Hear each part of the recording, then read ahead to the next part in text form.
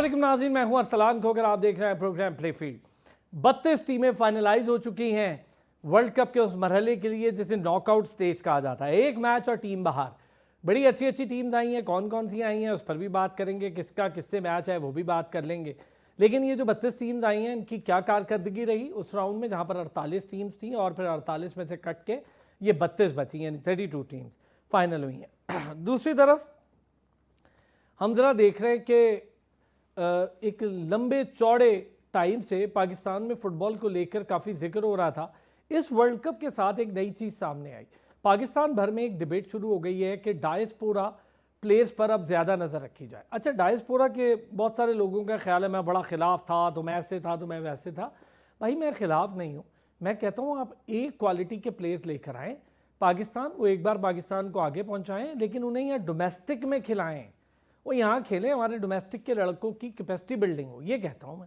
इसमें कोई गलत बात समझ आती है तो मुझे नहीं पता कि किसको क्या परेशानी होती है, लेकिन जब आप डायस्पोरा की बात करते हैं तो एजेंट्स अपने अपने कमीशन के लिए लड़के ला के दे दें, तो ऐसे नहीं होता। ये पाकिस्तान की टीम है और कुछ बेहतर चल रहा है। मोहसिन गिलानी कोशिश कर रहे हैं बहुत अच्छे तरीके से, जो प्रेसिडेंट है पाकिस्तान फुटबॉल फेडरेशन। रोनाल्डो की टीम, मैसी की टीम, ये सारी टीम्स आगे आई। सऊदी अरब कट गई, बहुत सारी और अच्छी बड़ी टीमें कट गई। लेकिन ये जो बड़ी टीम्स हैं जो इतना लंबा अरसा हुक्मरानी करती हैं अपने रीजन पर, जब ये वर्ल्ड कप में आती हैं तो जाहिर है स्टैंडर्ड चेंज हो जाते हैं और फिर वहाँ पता चलता है कि कौन सी टीम किस पाए की है, किसका पलड़ा कितना भारी है। जो एलिमिनेट होने वाली टीमें हैं और बड़ी बड़ी टीमें हैं, यूरुग्वे एलिमिनेट हुई, इराक हुई, पनामा हुई, साउथ कोरिया हुई, चेचिया हुई, कतर हुई। मुझे तुर्किया ने बड़ा डिसअपॉइंट किया, उस पर क्यों किया वो भी बात करेंगे। कोरासाओ हुई, तुनीसिया हुई, Hattie, Scotland, New Zealand, Saudi Arabia, Uzbekistan, Jordan और ईरान। ईरान के साथ बड़ा अजीब सिलसिला हुआ और ईरानियों ने उस पर बड़ा एहतजाज भी किया। लास्ट मैच में 90 मिनट के अंदर एक गोल हो जाता है, आखिरी मिनट पे गोल हो जाता है जिसको डिस्क्वालीफाई कर दिया जाता है। फिर दूसरी टीम का गोल हो जाता है, ईरान को बाहर करने के लिए एक्स्ट्रा मिनट के आखिरी मिनट पे गोल के बावजूद उनका क्लेम ले लिया जाता है। बड़ा अजीब सिलसिला हुआ इन दो मैचेस का।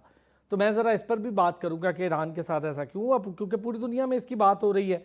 और जो मैचेस होने जा रहे हैं वो भी आपको बता देता हूँ। साउथ अफ्रीका कनाडा के साथ, ब्राज़ील, जापान, जर्मनी, पैराग्वे के साथ, Netherlands, Morocco, Ivory Coast, Norway, France, Sweden, Mexico, Ecuador, England, Congo, Belgium, Senegal, USA, Bosnia, Spain, Austria और Portugal, Croatia, Switzerland, Algeria, Australia, Egypt, Argentine, Cape Verde, Colombia, घाना। ये होंगे जी matches. इन पर अब हम ज़रा पूरी नज़र रख के बात करेंगे। पहले पूरे राउंड पे भी बात करेंगे और बड़ी डिटेल डिस्कशन करेंगे। अब्दुल्ला ने हमें ज्वाइन किया। अब्दुल्ला बड़े शानदार फुटबॉल एक्सपर्ट भी हैं, स्पोर्ट्स एक्सपर्ट हैं। थैंक यू अब्दुल्ला, आपने ज्वाइन किया। वसी शाह बड़े शानदार स्पोर्ट्स जर्नलिस्ट हैं, स्पोर्ट्स जर्नलिस्ट के साथ साथ बड़ी कमाल के स्पोर्ट्स एनालिस्ट हैं। साथ ही साथ नूरिश खान ने हमें ज्वाइन किया है। नूरिश स्पोर्ट्स प्रेजेंटर भी हैं, स्पोर्ट्स एनालिस्ट भी हैं, बड़ी शानदार यंग जर्नलिस्ट भी हैं। बहुत शुक्रिया तीनों का। अब्दुल्ला, 32 टीमें आ गई जिनका हम जिक्र कर रहे थे। कमोबेश जो लास्ट टाइम हमारी बात हुई थी उसमें 12-15 तो वही टीमें थी जो आप और रिजवान हैदर साहब ने जिक्र किया था। लेकिन ये जो टीमें पहुंची हैं, पहले ज़रा इसकी बात कर लेते हैं, फिर जो टीमें रह गई हैं उनकी बात भी कर लेते हैं।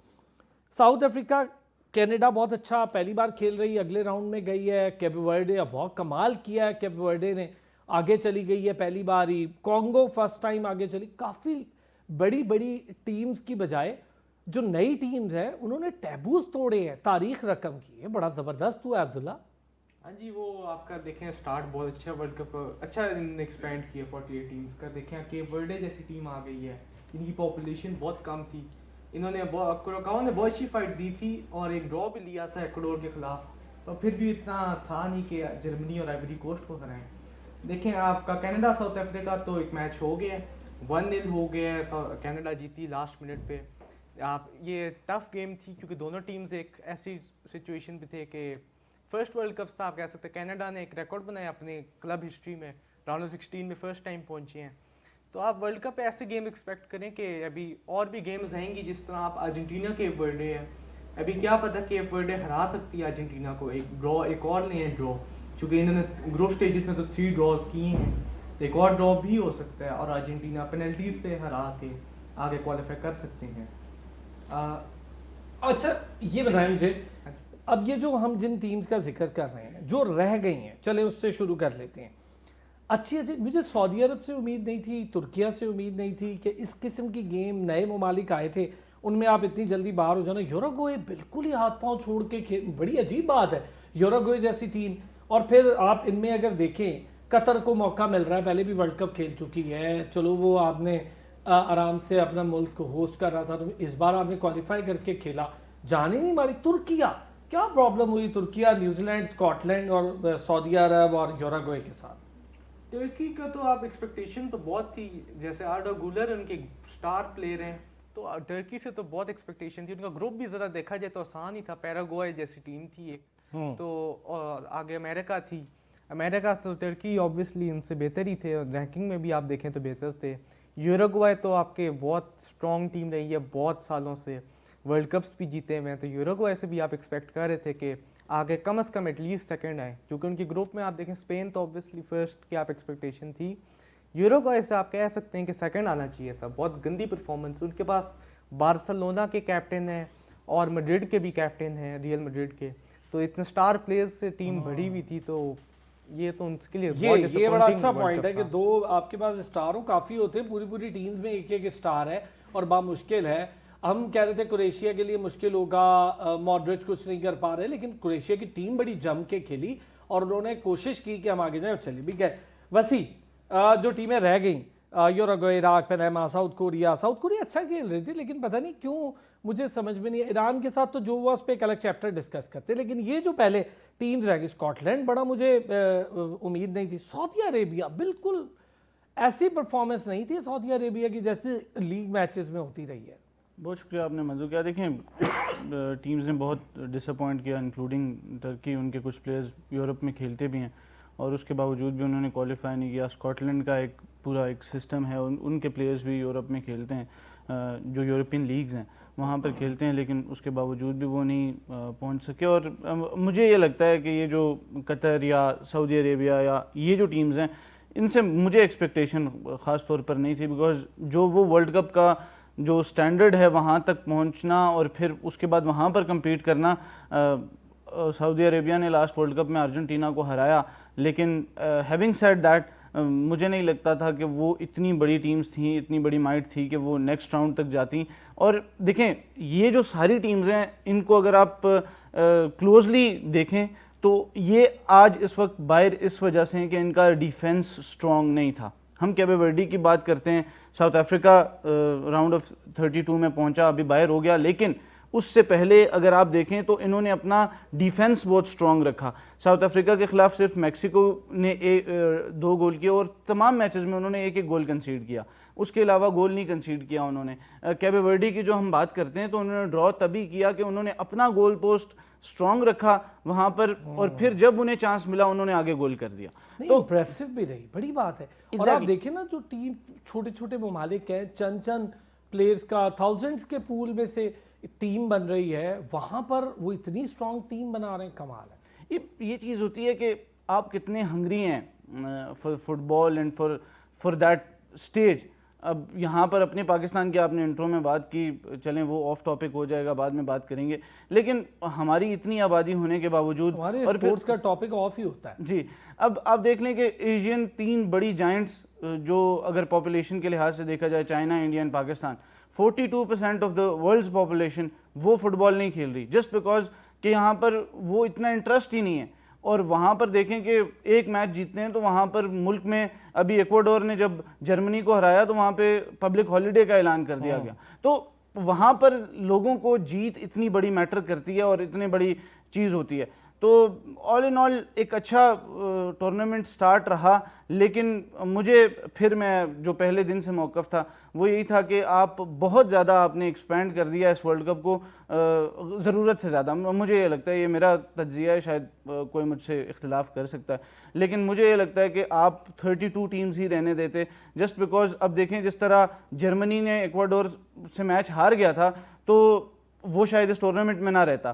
फिर आप अर्जेंटीना का मैच देख लें कि 2 मैचेस वो जीतने के बाद वो इतने रिलैक्स हो गए कि मेसी आखिरी मैच मेरा हाल है 57th मिनट में वो आए या 58 मिनट में वो आए। फिर उसके अलावा नॉर्वे का प्लेयर्स देखें, एर्लिंग हालैंड अपना आखिरी मैच नहीं खेले just because of that is in the qualification. बिल्कुल सही तो बात। वो लोग मेसी को देखने आए, हालैंड को देखने आए, नेमार चले वो एक इंजरी की वजह से वो नहीं खेल पाए, लेकिन तमाम चीज़ें जुड़ के जब आती हैं तो फिर यही चीज़ है कि असल वर्ल्ड कप अभी राउंड ऑफ 32 से शुरू हुआ और जो उसका पहला मैच हुआ रात को बेस्ट मैच हुआ, 90 मिनट्स तक दोनों तरफ से वो हुआ और वहाँ पर भी जो 90 मिनट्स तक साउथ अफ्रीका गया उसकी सिर्फ और सिर्फ एक ही वजह थी, उनके जो कीपर हैं विलियम्स, नहीं तो कनाडा ने बहुत ज़्यादा चांसेस क्रिएट किए, लेकिन फिर वही बात कि डिफेंस उनका बहुत अच्छा था, लेकिन 92nd मिनट में स्टीफन के गोल की वजह से कनाडा एट होम वो अब नेक्स्ट राउंड में चले गए और फर्स्ट टाइम वो राउंड ऑफ 16 में क्वालिफाई किया। तो अब फुटबॉल वर्ल्ड कप का मज़ा आएगा आगे, तो देखते हैं कि क्या होता है, लेकिन for me the most favourite team of this world cup as we speak is Argentina, और उनका जो ब्रैकेट उनको मिला है उस पूरे ब्रैकेट में अगर उनकी मुकाबले की कोई टीम है तो वो शायद इंग्लैंड और ब्राज़ील है, उसके अलावा कोई भी टीम उनके मुकाबले की नहीं है। तो थोड़ा सा उनको तीनों मैचेस जीतने का ये फ़ायदा ज़रूर हो गया। ब्राज़ील भी ये बहुत अच्छा आपने कहा स्टारलेस खेल रही है, कोई ऐसे बड़ा स्टार नज़र नहीं आ रहा, नेमार की अभी उसका इंडक्शन नज़र नहीं आ रही, उसके बावजूद वो टीम बड़े आराम से बेहतर तरीके से आगे की। हालांकि मैं समझ रहा था कि मुझे ब्राज़ील में कुछ प्रॉब्लम लगेगा। नूरिश, तुर्किया खास तौर पे बाहर होने वाली टीम में यूरुग्वे, सऊदी अरेबिया, जॉर्डन पुरानी टीम्स हैं जो खेलती हैं, कतर को भी मौका मिल रहा है मुसलसल वर्ल्ड कप खेलने का। ये 5-6 टीमें तो बड़ा अजीब इनका मुझे लगता है गेम स्टाइल था, इन्हें दूसरे राउंड में जाना चाहिए था। केपे वर्डे और बाकी टीम्स आगे चली गई हैं जिन्होंने बड़ी मेहनत की थी, नजर आया। खास तौर पे तुर्किया के साथ क्यों इतना प्रॉब्लम हुआ? आई थिंक देखें इसमें काफी चीजें आती हैं। एक तो जो वेस्ट की जिस तरीके से पूरा फुटबॉल का सिस्टम है, इको सिस्टम है, जिसमें हमने थोड़ी सी बात आपके पिछले शो पर भी की थी, उसके भी काफी डिफरेंस आते हैं, डायस्पोरा क्रिएट हो जाता है, एक डिफरेंस क्रिएट हो जाता है फैसिलिटीज के हिसाब से और जिस लेवल पे फुटबॉल खेली जाती है ग्रास रूट लेवल पे अगर मैं बात करूँ तो कितनी डेवलप्ड है, ये भी बड़ा मैटर करता है। केपे वर्डे की बात करें, कुरुशाव की बात करें, अगर आप देखें एक पॉइंट जो मैंने आपके लास्ट शो पे भी बात कही थी वो, और विच आई फर्मली बिलीव इज कि ये वर्ल्ड कप जो है ना, इट इज वर्ल्ड कप जिनको आप कह सकते हैं कि वर्ल्ड कप आप रिकॉर्ड कर सकते हैं, क्योंकि मोस्टली जो ऐसी टीम्स हैं, कुरुशाव आप केपे वर्डे देख रहे हैं, ये वो टीम्स हैं कि जिनके गोल कीपर्स की exceptional out of this world performance में, एक मेटाफोरिकली अगर मैं बात करूं, जिनकी वजह से एक्सेप्शनल सेव्स की वजह से ये लोग टूर्नामेंट में सर्वाइव किए हैं और आगे गए हैं। कुरुशाव की अगर बात करें तो उनके गोलकीपर ने खुद 15 गोल्स जो है इस मैच में रिकॉर्ड बनाया है, और केपे वर्डे के जो गोलकीपर हैं एवरीवन नोज वोजिना, वो कितना जबरदस्त है। और ऑफ कोर्स उसका जैसे मैंने इसकी साइंसेस पर पहले भी बात की थी, मैं उसको रिपीट नहीं करना चाहूंगी, तो वो भी बड़े जो है ना रीजंस होते हैं। टर्की की आपने बात की, टर्की आई थिंक मुझे तो ऑनेस्टली मैंने इस टूर्नामेंट में उनको जैसे पहले मैच से देखा था, मुझे वो टीम नजर नहीं आई जितनी एक्सपेक्टेशंस थी टर्की से। एक्सपेक्टेशंस मुझे भी बहुत थी टर्की से, क्योंकि फुटबॉल वहाँ पे जो है बड़ी सेलिब्रेट भी की जाती है, उसको प्रायोरिटी भी दी जाती है, लेकिन उस हिसाब से वो परफॉर्मेंसेस नजर नहीं आई क्योंकि टीम की केमिस्ट्री अगेन नजर नहीं आई।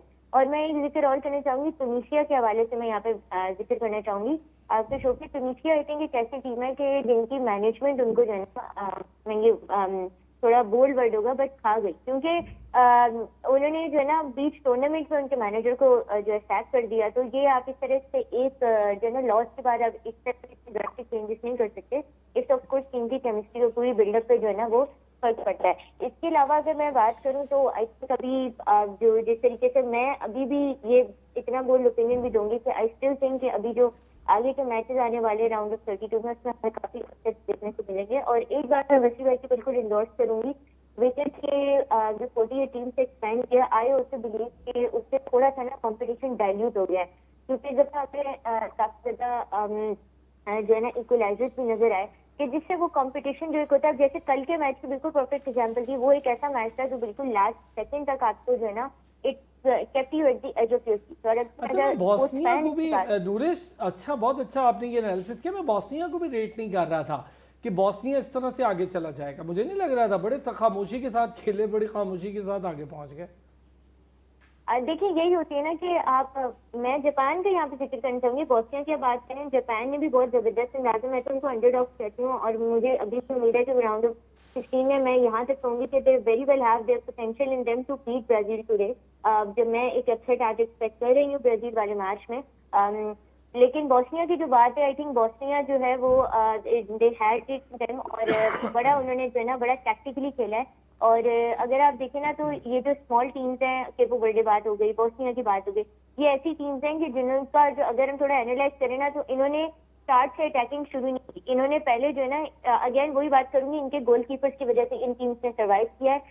इन्होंने अपने डिफेंस पे रिलाई किया, उसके बाद जो है ना later on in the game probably from the second half इन्होंने अटैकिंग स्टार्ट की, जिसकी वजह से इनको इतना रूम मिल गया कि ये एनालाइज कर सके। यहाँ पे मैं एक एनोलॉजी जो है ना बोलना चाहूंगी।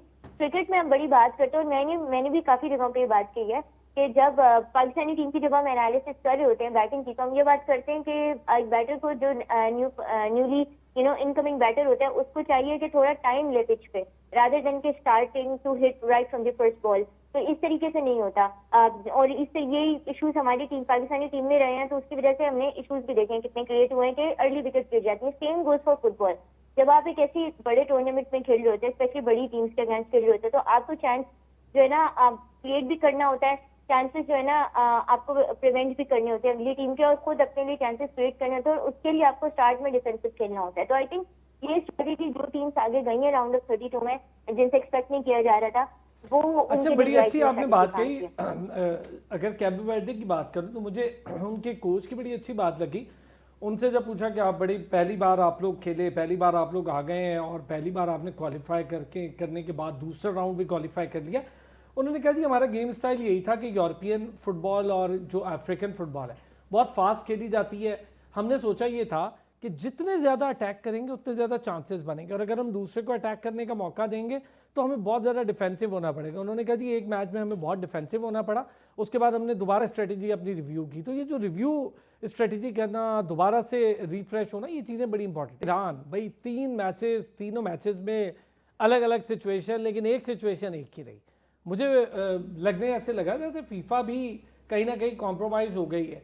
एक टाइम पे जो फीफा के प्रेसिडेंट हैं वो कह रहे थे ईरानी टीम को मुझे खुद जाके भी लाना पड़े तो मैं लेकर आऊँगा, लेकिन जब मैचेस का मामला आया तो वहाँ बड़ा कॉम्प्रोमाइज सिचुएशन हमने देखी। अब्दुल्ला, आपने देखे ईरान के 3 मैचेस और तीनों में डिसअलाउड गोल का मामला सामने आया, लास्ट में भी यही हुआ। ठीक है उज़्बेकिस्तान के साथ भी हुआ, लेकिन ये 3 मैचेस में इत्तेफाक तो नहीं हो सकता।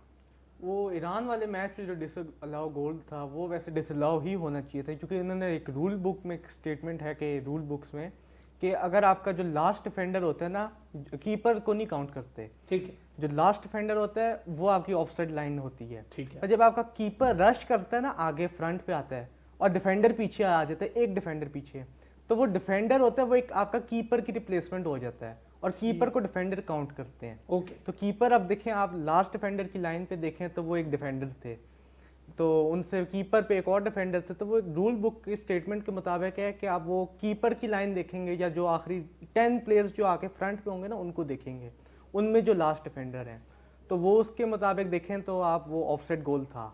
और अगर आप ऑस्ट्रिया अल्जीरिया वाली जो गेम थी उस पर आप देखें तो वो 90+4 के बाद वो ज्यादती की थी उन्होंने, वो +6 देखिए ना उन्होंने आके पूरा लड़ना शुरू कर दिया और फिर वहां उन्हें दोबारा टाइम। अजीब बात है ये, वाकई ये तो ऐसे लग रहा था कि पूरा कुछ प्लान हो रहा है। ये पूछ रहा हूँ आपसे, या सही आपने अच्छा कहा अब्दुल्ला, इस पे थोड़ी डिटेल और बताएं हमें, वो क्या सिचुएशन बनी? वो +4 वाला तो मैं कहूँगा कि वो गलत किया था उनके साथ, आपकी ऑस्ट्रिया के साथ, कि वो जब आपका 90+4 हो गया है, टाइम हो गया, इन्होंने +4 ऐड की है, उसके बाद आप एडेड टाइम में भी एडेड टाइम करेंगे आप, तो +6 पे लेके जा रहे हैं, तो वो फिर आपका अल्जीरिया का मुझे लगता है इक्वलाइजर था या ऑस्ट्रिया का था, तो वो उस पर आपका 3-3 हो गया था। तो ये 90+6 पे क्यों जा रही है घड़ी, जब घड़ी एक 90+4 पे है, तो वो आपने एक्स्ट्रा में भी एक्स्ट्रा टाइम ऐड किया, तो ये गोल तो ये वाला पे मैं कहूँगा कि ये गलत था। ओवरऑल अगर मैचेस पे बात करें ईरान के, तो आपको लगता है कि कहीं कहीं ज्यादती हुई या ठीक रहा? ज्यादती वैसे ईरान के साथ नहीं, उनके ग्रुप में थोड़ी सी ज्यादती हुई थी, क्योंकि ईरान ने तो नॉर्मल खेला, उनके साथ वैसे ट्रैवलिंग के इश्यूज थे, बाकी वो वरना गेम के अंदर कुछ नहीं, गेम के अंदर स्पेशल कुछ नहीं था कि आप कहें कि रॉब हुए हैं या कोई इनके साथ हुआ है कुछ, तो ठीक था, यानी जो भी था वो रूल्स के मुताबिक था। ईरान के साथ रूल्स के मुताबिक मैचेस अपने में हुए, रूल्स थे। ठीक है, क्या कहेंगे वसी तमाम मैचेस को लेंगे? देखें, ईरान का थोड़ा सा पीछे जाएंगे, जब वर्ल्ड कप स्टार्ट नहीं हुआ था वहाँ से वीज़ा प्रॉब्लम्स सबसे पहले हुआ। फिर उसके बाद आपने फीफा प्रेसिडेंट की कोर्ट किया कि मैं उन्हें वहाँ से ले आऊँगा। फिर उसके बाद जब पहला मैच हुआ तो उसके बाद फीफा प्रेसिडेंट उनके ड्रेसिंग रूम में गए और उन्होंने कहा कि ये पहला मैच है, इसके बाद चीज़ें बेहतर हो जाएंगी। लेकिन फिर उसके बाद वो बेहतर नहीं हुई। उनके कोच के आप स्टेटमेंट देख लें, उस दिन उनके जो कप्तान है उन्होंने कहा this is a disastrous world cup. वहाँ तक हम कह सकते हैं कि ईरान के साथ बहुत सारे प्रॉब्लम्स हुए, ट्रैवलिंग के प्रॉब्लम्स थे, उन्हें मेक्सिको में रहना पड़ता था, मैच से पहले आते थे फिर उसके बाद जाते थे। लेकिन जो फीफा को बहुत ज़्यादा तनकीद का निशाना बनाया जा रहा है, मुझे ये लगता है कि अगर इसकी जगह आईसीसी होता तो ईरान वर्ल्ड कप ही ना खेल रहा होता। तो for the FIFA and there credit, उन्होंने ये इतने बड़े प्रॉब्लम के उधर एक तरफ जंग छिड़ी हुई है और यूएसए में ही वर्ल्ड कप है, तो फीफा को ये क्रेडिट ज़रूर जाता था कि उन्होंने ये नहीं किया कि एक टीम ने कहा हम नहीं जा रहे तो दूसरी टीम जल्दी से उन्होंने मुफाहमत का जो रास्ता है वो अपनाया। उसके बाद जब हम ऑन ग्राउंड की बात करते हैं तो दो जो आपने गोल्स की बात की, एक तो बिल्कुल आई एग्री विद अब्दुल्ला के जब आपका गोलकीपर डिफेंडर से पहले आ जाता है तो वो जो लास्ट डिफेंडर होता है he is deemed as a goalkeeper, और आखिरी जो आपका बंदा होता है वो तो ईरान वो ऑफ साइड गोल था and nothing to do with that. जो दूसरी बात है स्टॉपेज टाइम, एक तो आजकल हाइड्रेशन ब्रेक चल रही है, उस पर भी लोग बहुत ज़्यादा बात कर रहे हैं, तनकीद कर रहे हैं कि वो मोमेंटम टूट जाता है एंड ऑल दैट। 3 मिनट तो आपके होते हैं। उसके अलावा आपको नेदरलैंड्स और अर्जेंटीना का जो नॉकआउट मैच था पिछले वर्ल्ड कप का, वो आपको याद होगा 90 मिनट्स के ऊपर स्टॉपेज टाइम था 10 मिनट का। लेकिन ये रेफरी का इस्तेहकाक होता है कि वो कब तक लेके चलें। 10 मिनट थे, यानी 100 मिनट्स पर वो मैच खत्म हो जाना चाहिए था, लेकिन नेदरलैंड्स को फ्री किक मिली, द फेमस फ्री किक जिसमें सब ये समझ रहे थे कि शायद वॉल के ऊपर से गोल होगा, लेकिन वो नेदरलैंड्स के जो स्ट्राइकर थे उन्होंने वॉल के नीचे से गोल किया और वो बराबर हो गए। तो स्टॉपेज टाइम आपके जो रेफरी ऑन फील्ड होता है वो जब तक विसल नहीं बजाता, even he have the right कि वो 15 मिनट ऊपर चले जाएं। लेकिन वो जो एक होता है वो एक अंदाजन एक टाइम होता है कि वो इंजरी प्लेयर्स को होती है, फिर ख़ास तौर पे जब दूसरा हाफ होता है तो उसमें सब्स्टिट्यूशंस होती हैं, तो प्लेयर्स चेंज होते हैं, तो उसमें टाइम ज़ाया होता है। तो वो प्लेयर जो होता है वो रेफरी का इस्तेहकाक होता है कि वो कब चाहता है कि वो फाइनल विसल ब्लो करे। लेकिन इन दोनों गोल्स में मुझे नहीं लगता कि इन दोनों गोल्स में कुछ भी है, because if the clock is ticking, if the game is being played, जब तक रेफरी ने विसल नहीं ब्लो की आप तब तक खेलें, आप अपना डिफेंड करें। आपने 95 मिनट्स अगर डिफेंड किया है तो why not for more 60 second. तो ये चीज़ है कि ये थोड़ा क्रिकेट से मुख्तलिफ है कि अगर 50 ओवर्स की आखिरी बॉल हो गई है तो 51वां ओवर नहीं हो सकता, ऐसे नहीं है। यहाँ पर यह है कि ये रेफरी का वो ऐसा हो जाता था। एग्जैक्टली ठीक है।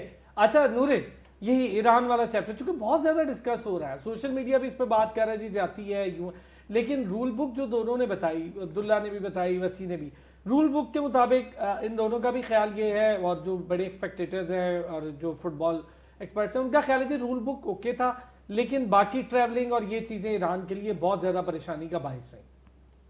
लेकिन आई सेकंड दैट, ऑल्दो बहुत ही कंट्रोवर्शियल की साइड की तरफ वो दोनों जो डिसीजन थे वो गए और उसको ऑफकोर्स बहुत आउटक्राई भी। लेकिन देखिए अगर हम वैसे भी इसको देखें ना तो ऑफसाइड का जो रूल है ना वो वैसे भी बड़ा कंट्रोवर्शियल रहा है। अगर हम ईरान के मैच को हटा के भी बात करें तो वैसे भी वो बड़ा हमेशा से जो है ना हेडलाइंस में होता है, कंट्रोवर्सी की जो है ना हम में होता है। लेकिन रूल बुक के मुताबिक बिल्कुल जैसे इन्होंने बहुत जो है ना एक्सप्लेन करके एक्सप्लेन किया है, तो जो है ना बिल्कुल it was as per the rules और वो जो है गोल नहीं बनता था। ऑल्दो बहुत फाइन लाइन थी बट इट स्टिल वाजंट, अब जो है ना वो गोल नहीं था। तो आई मीन रूल्स के मुताबिक everything was okay. I think what really became a bone in the epiglottis for team Iran बस एक तो देखें ट्रैवल फटीग थी उस पर, और ये आई थिंक फीफा के पार्ट में इनको देखना चाहिए कि जिस होस्ट कंट्री को वो राइट्स दे रहे हैं तो ये चीजें डिस्क्रिमिनेशन नहीं होनी चाहिए। लेकिन ये ऑफ द फील्ड बात है। आई थिंक ईरान के साथ जो इशू हुआ वो ये कि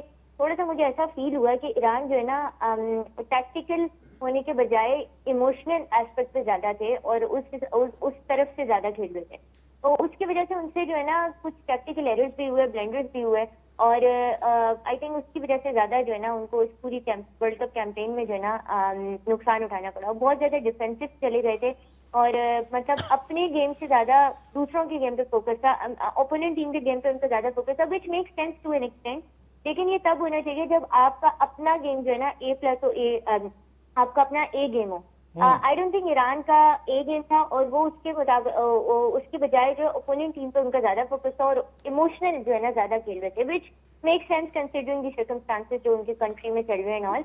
when you are on field तो आपको एज एन एथलीट तभी इसलिए कहते हैं कि sports can be cruel sometimes, आपको एज एन एथलीट अपना कंपोजर बरकरार रखना होता है और जब आप ऑन फील्ड होते हो तो ऑफ द फील्ड क्या चल रहा है वो सब you should keep it out of the field. अच्छा, एक बड़ी मजे की चीज़ भी है अब आप देखें राउंड 32 स्टार्ट हो गया, राउंड 32 का पहला मैच हो गया साउथ अफ्रीका। मुझे उम्मीद थी साउथ अफ्रीका बहुत अच्छा खेलेगा, पहला हाफ दोनों बहुत अच्छा खेले हैं, बड़ा तगड़ा खेले हैं। पहले हाफ में कोई गोल नहीं हुआ, दूसरे हाफ के भी बिल्कुल एज पे जाके इंजरी हुई, कनाडा के प्लेयर स्टीफन ने इंजरी का मौका उठाते हुए शूट की, गोल में चली गई। 1-0 से कनाडा अब राउंड ऑफ 16 में चला गया। ये एक बड़ी, मुझे लगता है कनाडा बहुत सरप्राइजिंग एलिमेंट होगा। नूरिश एग्री करेंगी इससे?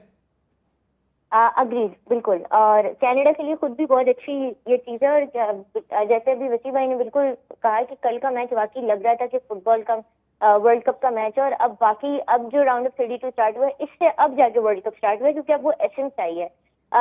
लेकिन इसके अलावा आई थिंक कनाडा ने जो है ना जब तक मैच स्टार्ट हुआ था right from the first minute उन्होंने अटैकिंग स्टार्ट कर दी थी।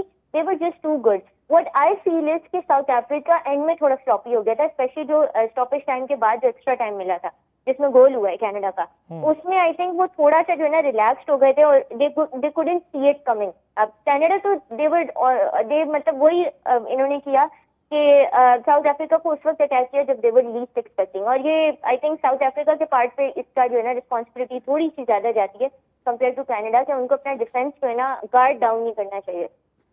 नहीं, लेकिन आप ये देखें पहली बार टीम खेल रही है, इतने कॉन्फिडेंस के साथ खेल रही है।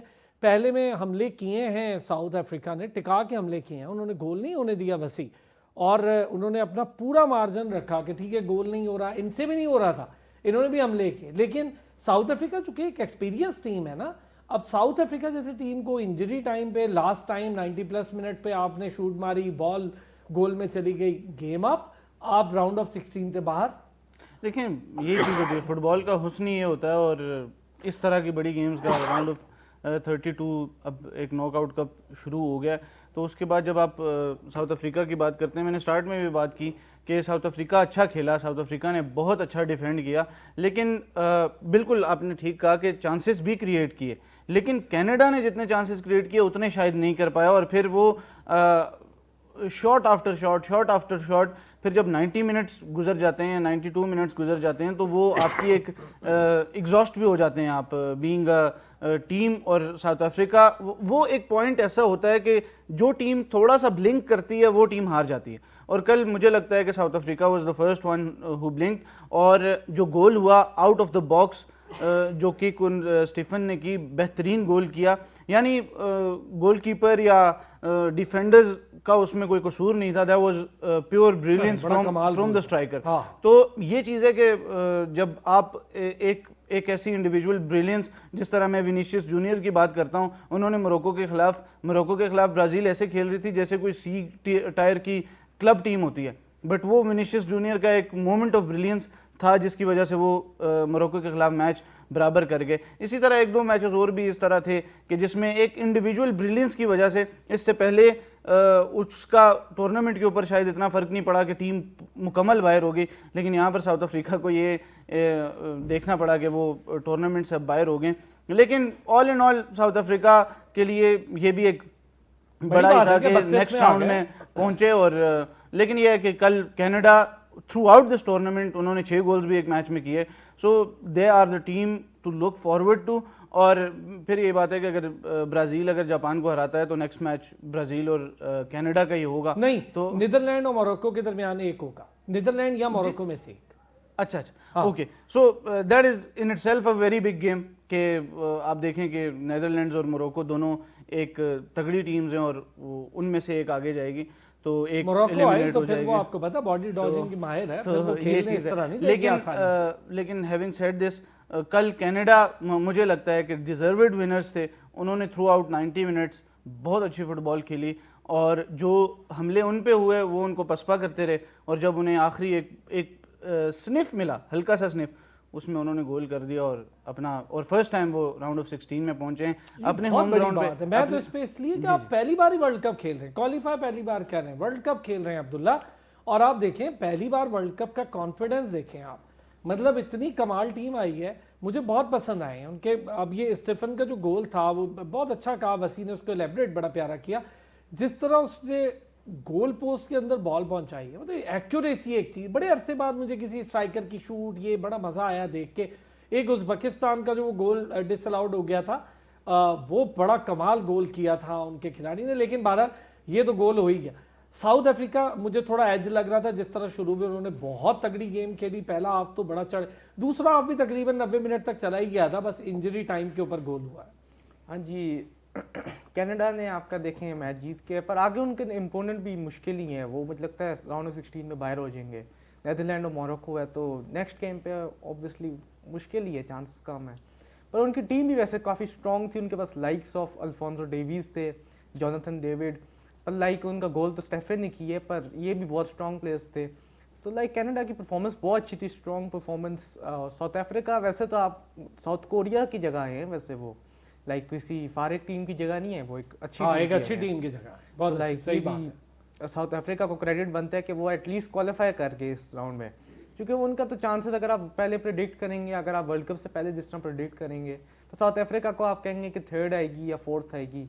चेक भी उनसे बेहतर ही टीम है, चेकिया। तो लाइक ये अच्छी मैच हुआ था। हाँ चलो, साउथ अफ्रीका के लिए भी अच्छा था कि राउंड ऑफ 32 में, उसमें यही टाइम है, अब एक मैच होना है, डू एंड डाई सिचुएशन है, जीतेंगे तो आगे, नहीं जीते तो बाहर चलेंगे, ये तो बड़ा टफ कंपटीशन है, इसके अंदर तो कोई भी पीछे नहीं रहेगा। वापस आऊंगा जरा ब्रेक से, कुछ जरा क्रिकेट पे भी बात करनी है, थोड़ी सी जरा फुटबॉल पे भी करेंगे, ब्राजील जापान के मैच का भी जरा जायजा ले लेंगे जी। बड़ी मजे की डिस्कशन चल रही है, सारे फुटबॉल पर भी चल रही है, वो क्रिकेट के भी बड़े मसाइल पैदा हो गए हमारे यहाँ, तो क्रिकेट पे भी कुछ थोड़ी थोड़ी बात हम ज़रूर करेंगे। एक अच्छी बात ये हुई है, जो मैं बहुत खुश हूँ, कि भारत को बाहर बुरे तरीके से उन्होंने बेड़ा गर्क करके हरा दिया आयरलैंड ने, और बड़ी तगड़ी टीम थी भारत की, कोई ये नहीं कह सकता कि ये टीम ऐसे थी वो टीम ऐसे थी, ओवर कॉन्फिडेंस का शिकार थी भारत, और सूर्य कुमार यादव को उन्होंने साइड करवाया, और फिर वर्ल्ड चैंपियन आयरलैंड से जिस तरह हारी दोनों मैचेस, वो सबके सामने है, तो बड़ा अच्छा खेली आयरलैंड। हमें ठीक है कि मुझे तो बड़ी खुशी होती है भारत हारी, क्योंकि अच्छी बात है जो मेहनत कर रहा है और दिखा रहा है, पर ये काम हमें क्यों नहीं करना, आयरलैंड क्यों कर गई है। दूसरी तरफ भारत की जो फीमेल टीम है बहुत अच्छा खेल रही थी, ऑस्ट्रेलिया ने उसको भी बाहर कर दिया, तो वर्ल्ड कप से भी बुरा हाल से बाहर हो गए वो, और उनका ये जो बायलैटरल सीरीज थी इससे भी वो हार गए। तो चले इस पर भी हम ज़रा कुछ डिस्कशन करेंगे। पाकिस्तान ने वेस्ट इंडीज़ का दौरा करना है, सेंट्रल कॉन्ट्रैक्ट में तब्दीलियां हो रही हैं, बहुत सारा कुछ हो रहा है पाकिस्तान क्रिकेट में, वो बहुत सारी खबरें हैं, बताता हूँ। बेन स्टोक ऐलान कर गए जी रिटायरमेंट का, पहले कहा जा रहा था उन्हें हटा दिया जाएगा, अब उन्होंने खुद ऐलान कर दिया। अच्छा, बहुत कंट्रोवर्सी है। पहले ज़रा अब्दुल्ला एक आपसे मुझे व्यू चाहिए इस पर, ये जो ब्राज़ील जापान का मैच है, किसका पलड़ा ज़्यादा भारी देख रहे हैं? जापान भी वैसे बहुत स्ट्रॉन्ग टीम है, पर ब्राज़ील का चांस बहुत है, वो जीत जाएंगे। अच्छा, गेम ऑफ स्टाइल अगर मैं पूछूं दोनों का, ज़्यादा अटैकिंग गेम कौन खेल रहा था? ज़्यादा अटैकिंग जापान। इस पे आप जापान की अटैक, वैसे तो वो बैक 5 खेलते हैं, बैक 3, पर वो फिर भी जापान ज़्यादा अटैकिंग लाइक फ्लूइड फुटबॉल खेलते हैं। ब्राज़ील की थोड़ी सी आप कहेंगे कि वीक सी डिफेंस भी है, फुल बैक्स और सीडी है, वरना ब्राज़ील भी अटैकिंग टीम तो है, लाइक उनका वो सुपरस्टार लाइक ब्राज़ीलियन फ्लेयर जो उनका फेमस है वो नहीं है इस बार। लाइक आप विनीशियस को कहेंगे तो आगे आप स्ट्राइकर देखें, लाइक ईगर टियागो खेले थे, तो नेमार की क्या सिचुएशन है? नेमार फिट हो गए हैं, कैम खेलेंगे, पर मुझे एक्सपेक्टेशन नहीं है नेमार से कि वो आगे ब्राज़ील को जिताएंगे।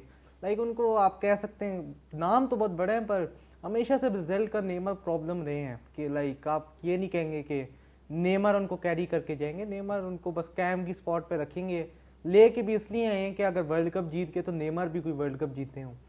हाँ, कोई एक वर्ल्ड कप तो वो उनके नाम भी लग ही जाए। और ब्राजील को भी अब वर्ल्ड कप जीते भाई बहुत अरसा हो गया है, ब्राज़ील की वो एक ग्लोरी थी, वो मुझे तो बड़ी मान पड़ती नज़र आ रही है।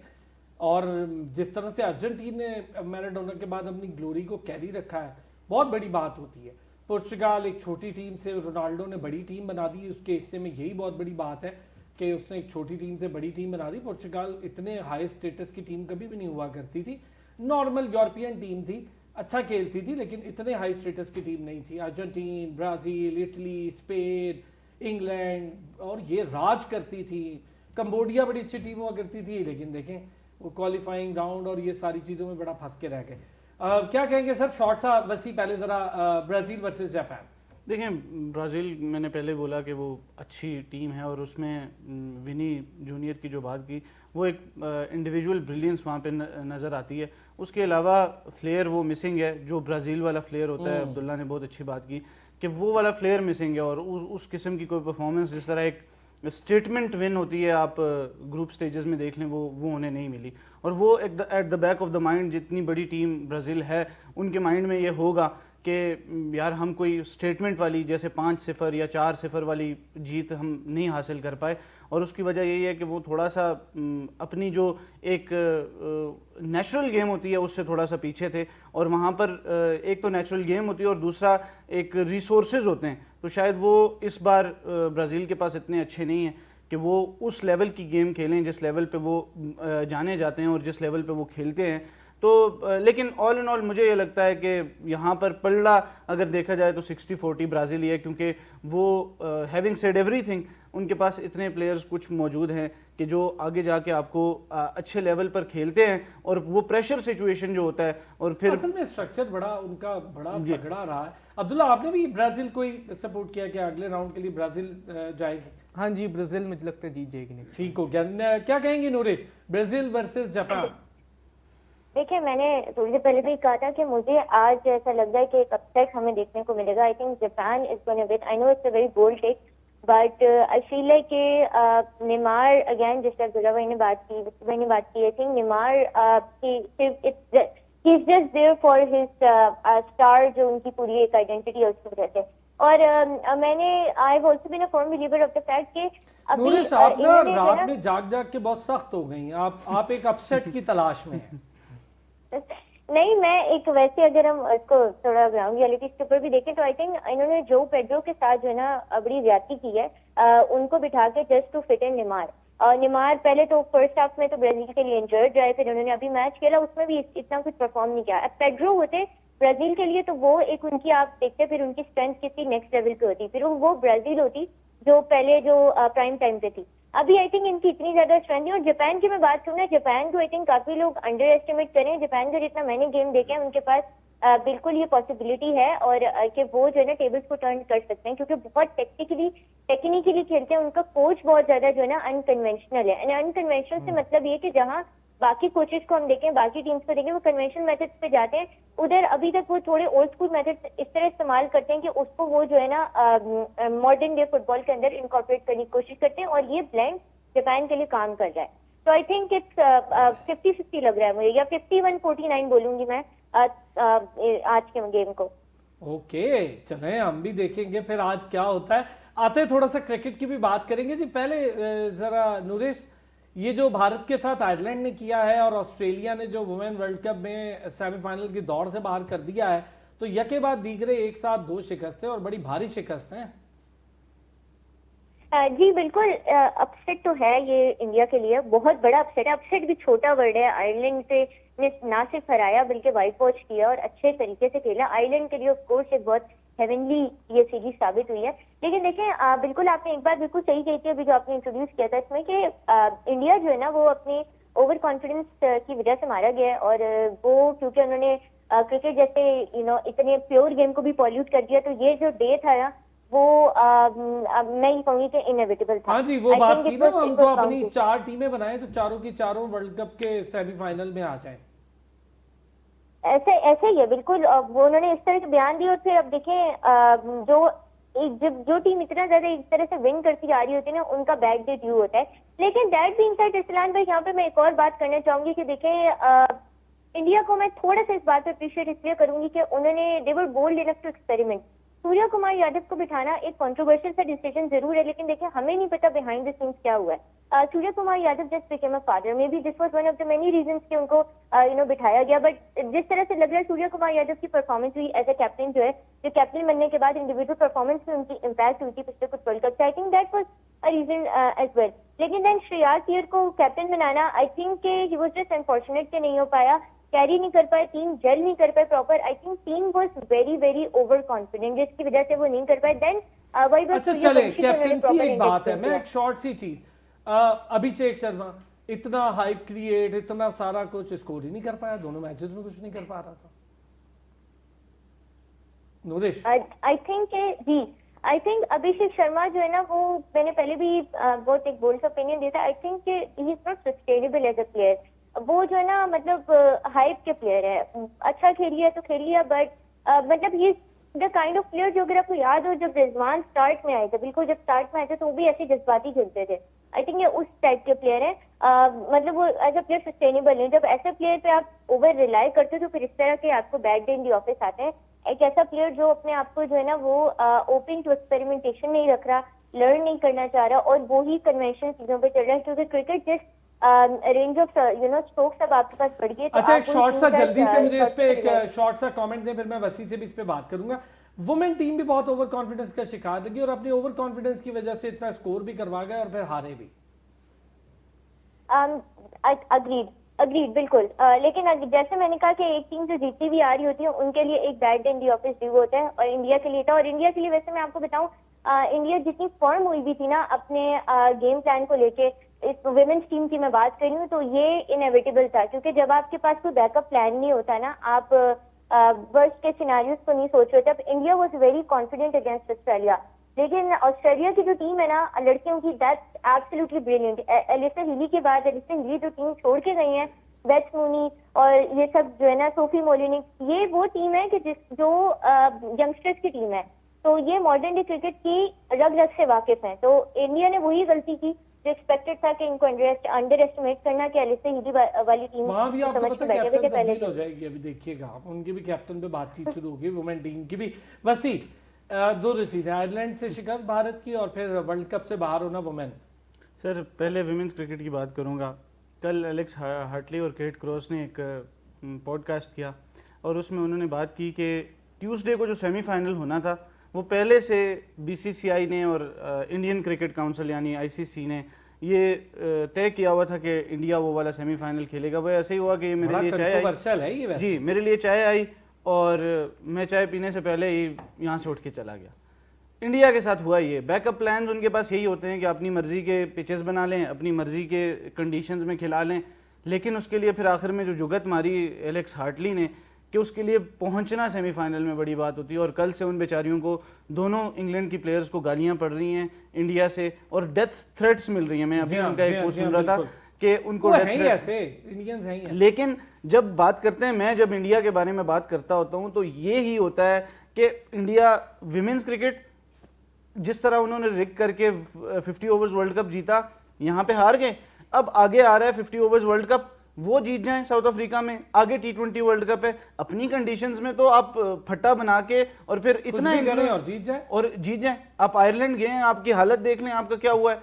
फिर देखें, मेरा कोई एतराज नहीं को मैं वैसी बहुत रेट करूंगा जिस तरह से उन्होंने क्रिकेट खेली है। को बहुत बड़ा 200 रन नहीं कर दिए उन्होंने, देखें, लेकिन कमाल की क्रिकेट। लेकिन जब आप ओवर कॉन्फिडेंट होते हैं और आप एक वर्ल्ड कप विनिंग कप्तान को हटा देते हैं just because of the politics behind the scene की बात की, मेरी ऑफ एयर भी नूरिश से बात हो रही थी। मैं ये बात मिलाओ हाथ उनके कहने को, उन्होंने तुम्हें हटा दिया। हाँ, देखें, मैं ये कहता हूं कि सूर्या कुमार यादव शायद इंडिया में मेरा सबसे नापसंदीदा शख्स है, लेकिन इस फैसले में मैं बीसीसीआई को कभी भी सपोर्ट नहीं करूंगा कि एक बंदा आपको जितवा रहा है। पर्सनल परफॉर्मेंस भी यूएसए के खिलाफ 86 उसी ने किया था। वहां पर अगर मुंबई में बेइज्जती होती, पहला ही मैच हार जाते, तो वर्ल्ड कप जीतने के बाद भी आप लोगों को गालियां पड़ती। लेकिन हैविंग सेड दिस, उसने वहां पर क्राइसिस सिचुएशन में आपको बचाया। श्रेयस अय्यर, देखें, मैं कहता हूं ना, अगर आप कहते हैं ग्रूमिंग की बात करते हैं, एक्सपेरिमेंट की बात करते हैं, तो आप श्रेयस अय्यर को कप्तान, वो पैराशूटर आया है ना, श्रेयस अय्यर के पास 5 साल होंगे क्रिकेट के, इतने ही सूर्या कुमार यादव के पास भी हैं। इससे ज्यादा तो नहीं है, दोनों साथ साथ है। आप अभिषेक को कप्तान बनाते थे, आप संजू सैमसन को कप्तान बना देते। मेरा जाती सा ख्याल है अगर लॉन्ग टर्म पॉलिसी, मैं क्यों उन्हें मशवरा दूं, पर शुभमन गिल जो लॉन्ग भी टर्म पॉलिसी है। देखिए, मैं लॉन्ग यही सोच रहा हूँ, Shreyas Iyer is not long term ना, मेरा ये पॉइंट है। Shivam Dubey even is a long term thing, कि वो बॉलिंग भी करता है, बैटिंग भी करता है। तो ये पॉलिटिक्स वहां पे भी शुरू हो गई, और जब पॉलिटिक्स शुरू होती है तो फिर आपके सामने है रिजल्ट। लेकिन मुझे यहाँ पर ये बात, मैं और क्रिकेट पे, जब इंडिया की बात होती है तो हम क्रिकेट पे बात कर ही नहीं सकते, हमें पॉलिटिक्स की बात करनी होती है, हमें उनके इन्फ्लुएंस की बात करनी होती है। पॉलिटिक्स इन्वॉल्व भी इतना कर देते हैं वसी। अब आप देख लें कि वो उन्हें सबसे पहले, अब फिर आप top of the table finish करें, दूसरे नंबर पे फिनिश करें, उसका क्या फायदा हुआ? अब अर्जेंटीना, मैं थोड़ा सा फीफा के साथ इसको कनेक्ट करूंगा, अर्जेंटीना अपने 3 मैचेस जीते, top of the table finish किया, और अब उन्हें जो ब्रैकेट मिला वो सबसे आसान मिला।